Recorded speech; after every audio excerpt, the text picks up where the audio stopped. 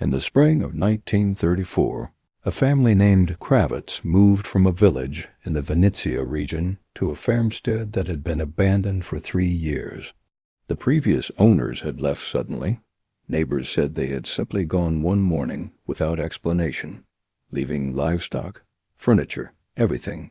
The Kravitz family assumed debt or family trouble or the particular madness that collective farm policies were producing in those years. They moved in without asking too many questions. The livestock began dying within a month.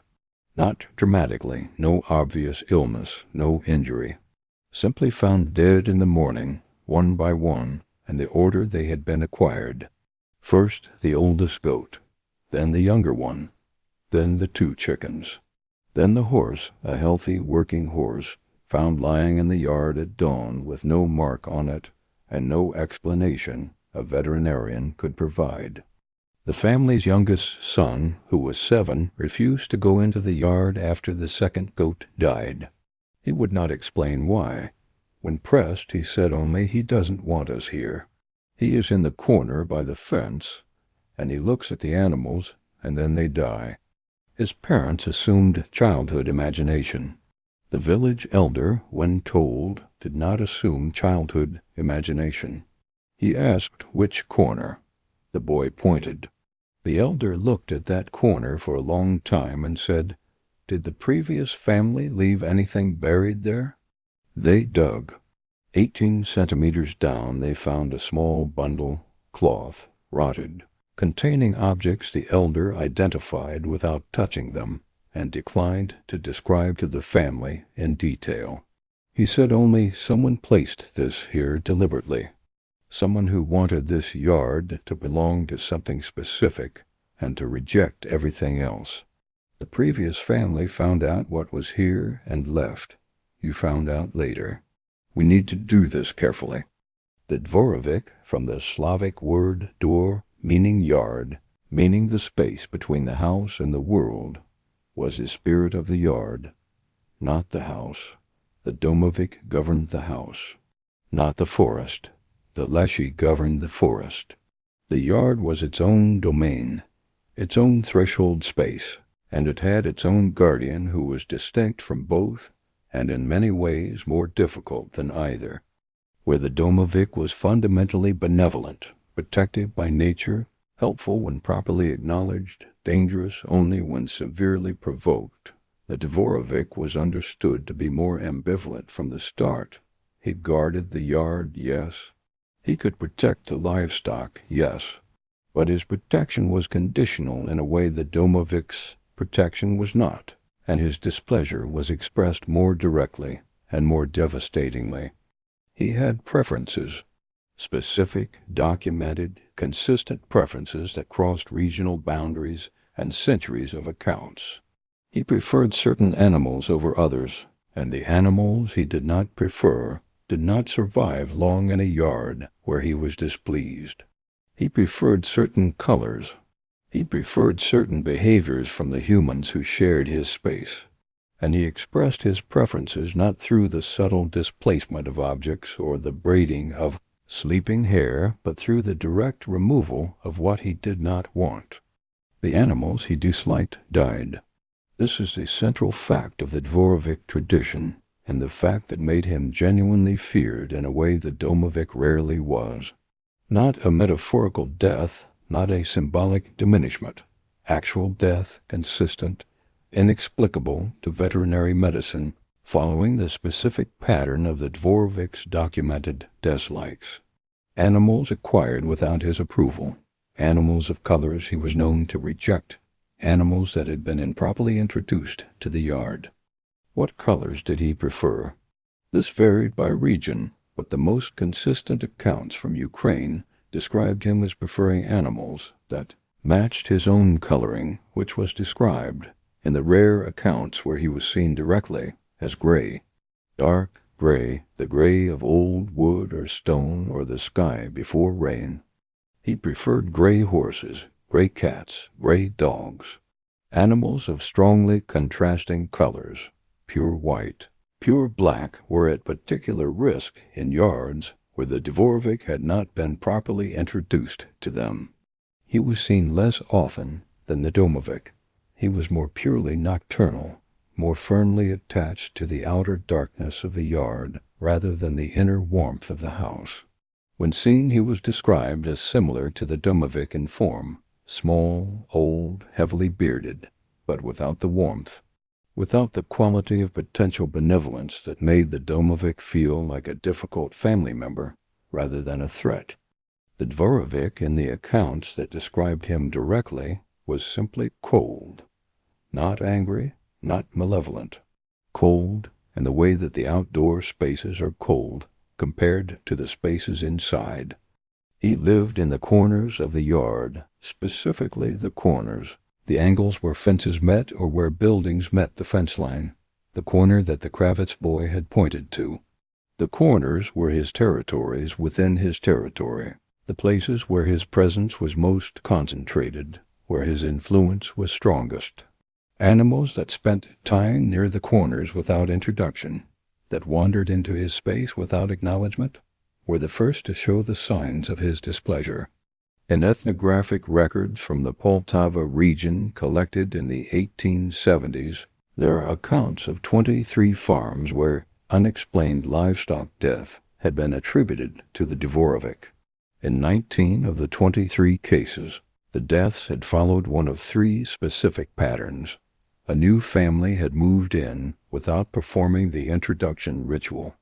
A new animal had been brought into the yard without introduction, or something had been buried in the yard by a previous occupant that had attached a specific Dvorovyk to the space in a way that made it hostile to the new family.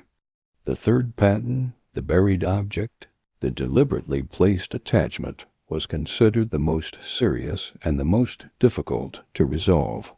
It meant the Dvorovyk present in the yard had not formed naturally, through the normal process by which these spirits attached to spaces.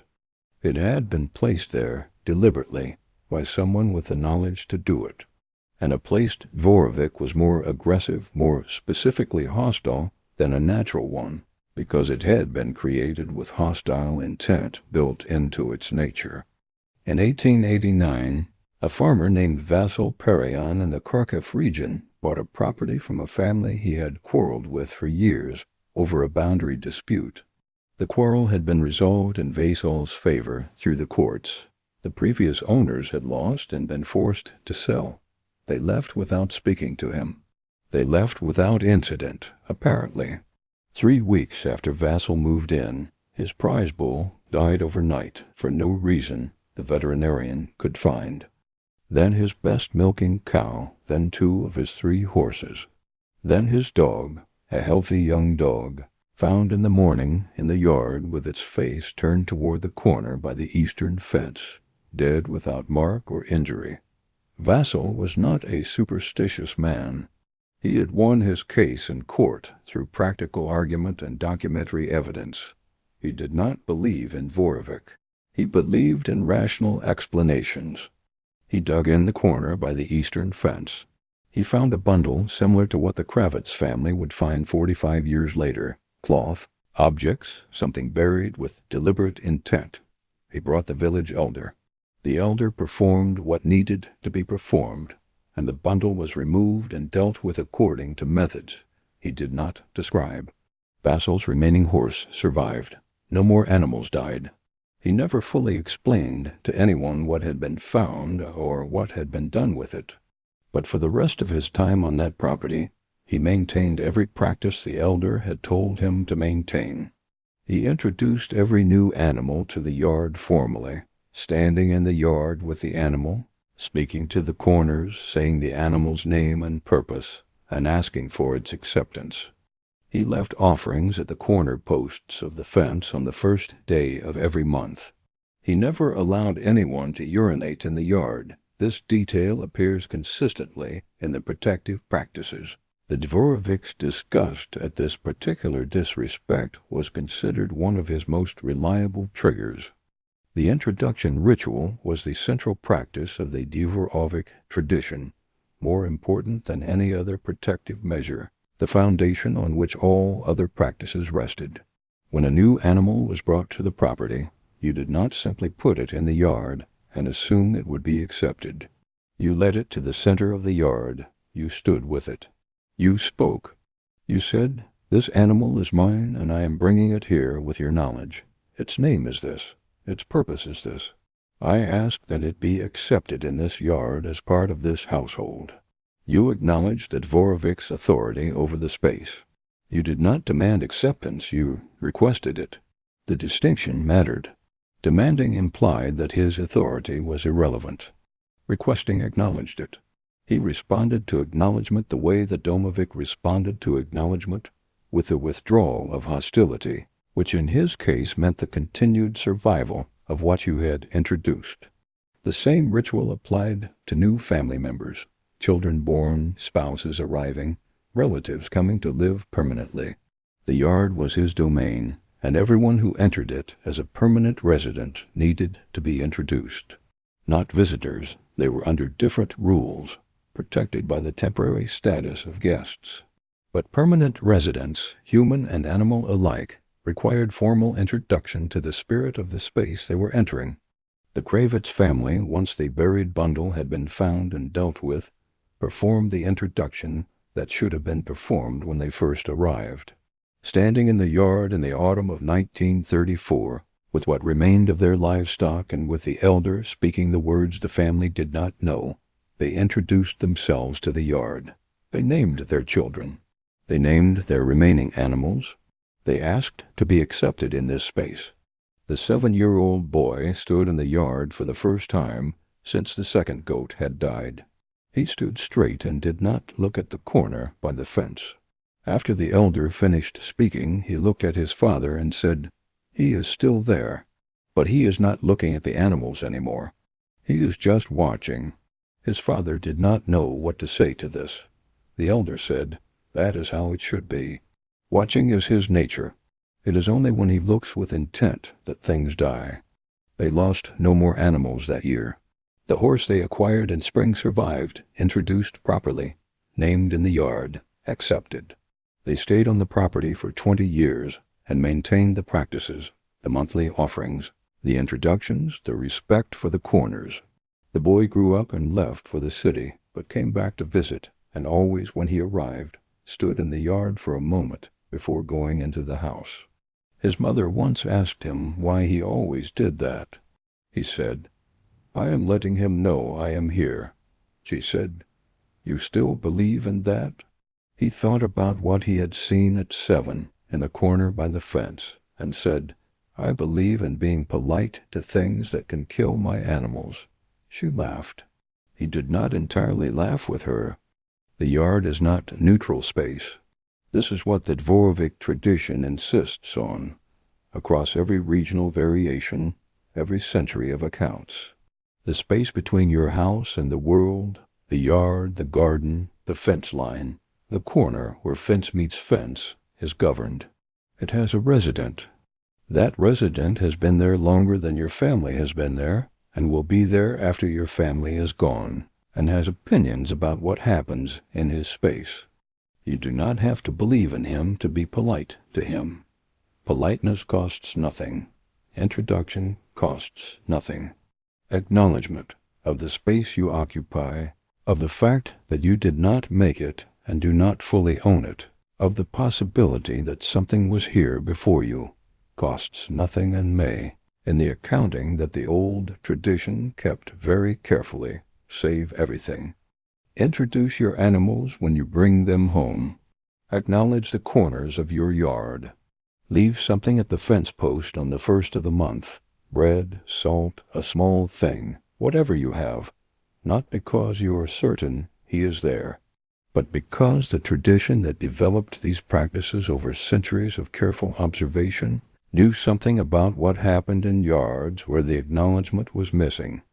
And the thing that happened was always the same.